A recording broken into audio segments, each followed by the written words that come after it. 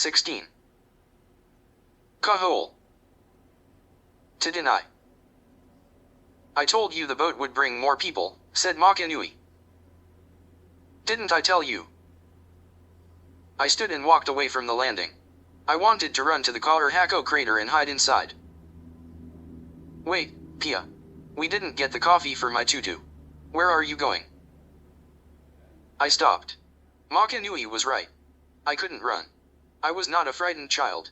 I was a man now, and I had responsibilities. I smacked my fist into the palm of my other hand. I forced my head up and marched defiantly back to the landing. I put stone in my heart and caution in my head. Leprosy is making me numb, I reminded myself. I feel nothing. And Kameka cannot hurt me. But why is he here? I wondered. Does he have leprosy too? Big, strong Kameka? I watched him slip over the side of the small boat. I saw him reach his strong arm to the woman who was with him. She clutched a parcel with one hand and hung on to Kameka with the other. Kameka braced himself for an oncoming wave, and when it passed, he lifted the woman from the boat. He held her while the water washed over her shoulders. Then he carried her over the black lava rocks of the landing place. Her blue calico dress left a trail of water and seaweed across the sand. Kameka put her on the ground. Her teeth clattered with the cold and he massaged her arms. He picked a bit of seaweed from her hair. When he did that, I could feel his tenderness toward me. Could feel how he carried me on his back when I was still small. How he picked bits of coral from my knee when I fell in the marketplace. And much later, on that morning in the mountains, how he pulled me away from the man with leprosy. Kameka had tried to protect me. But somehow, he had failed.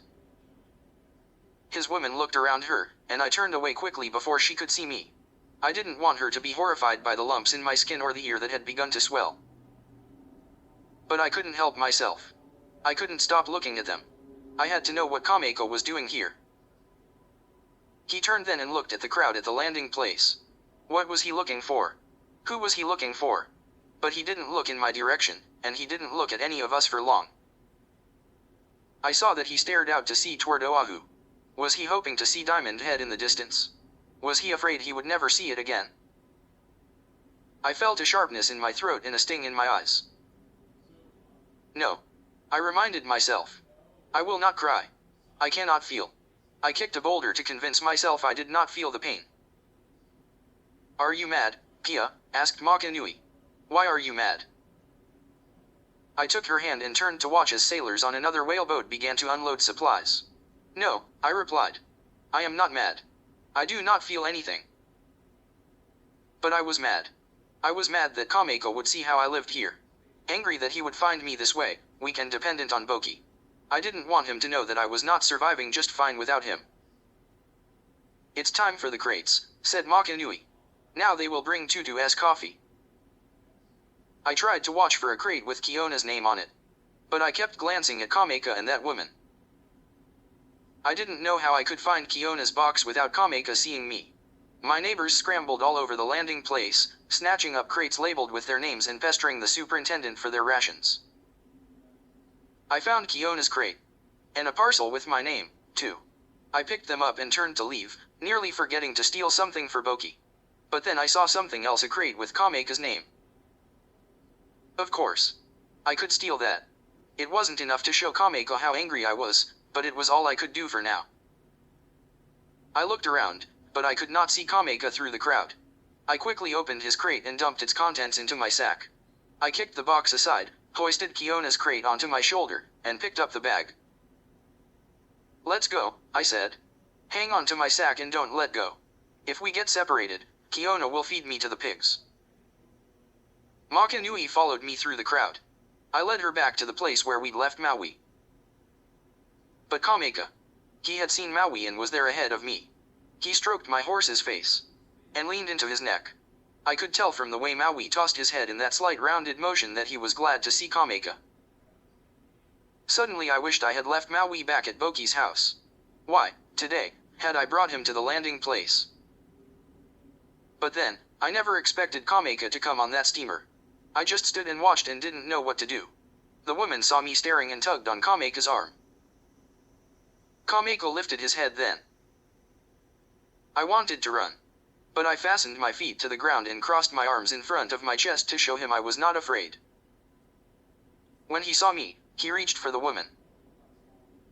Up close like this I could see the red patches of leprosy on her neck. She was losing her eyebrows, but her eyes were deep and beautiful.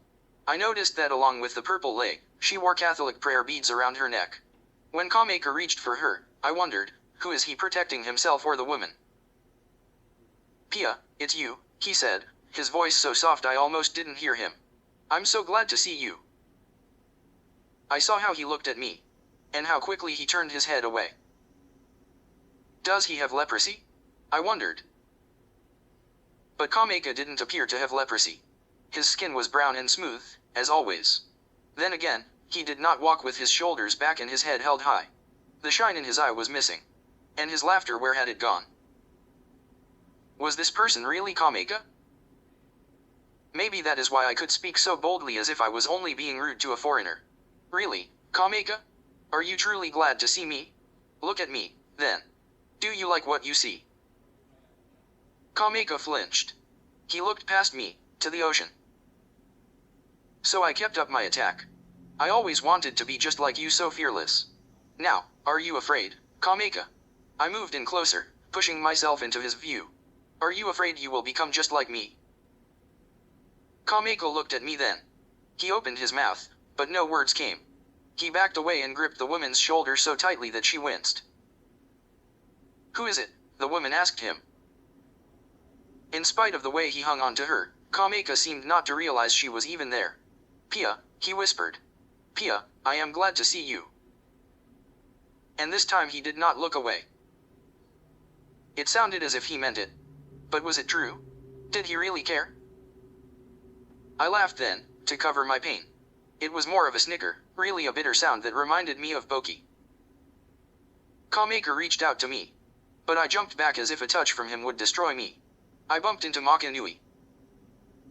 "Ouch. Pia, you stepped on my foot. Who is that man? Is he your friend?"